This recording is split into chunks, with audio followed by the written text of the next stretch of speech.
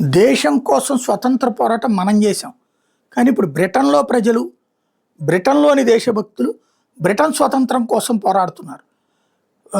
మళ్ళీ నిన్న పెద్ద ఎత్తున ప్రొటెస్టులు జరిగినాయి.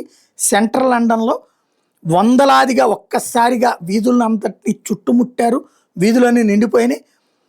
వాళ్ళు ప్రధానంగా డిమాండ్ చేస్తుంది చట్టబద్ధమైనటువంటి వాళ్ళని లేదా చట్ట విరుద్ధమైనటువంటి వాళ్ళు ఎవరైనా సరే, మైగ్రెంట్స్ చొరబాటుదారులు పాకిస్తాన్ నుంచి వచ్చారా, బంగ్లాదేశ్ నుంచి వచ్చారా, ఏది ముస్లిం దేశాల నుంచి వచ్చారా, లేకపోతే యూరప్ దాన్ని ఏమంటారు మన ఆఫ్రికా దేశాల నుంచి వచ్చారా, చొరబాటుదారులందరినీ కూడా శరణార్థులుగా గుర్తించడం ఆపేసి వాళ్ళని తిప్పి పంపాల్సిందే అన్నటువంటి డిమాండ్తో ఉద్యమం చేస్తున్నారు.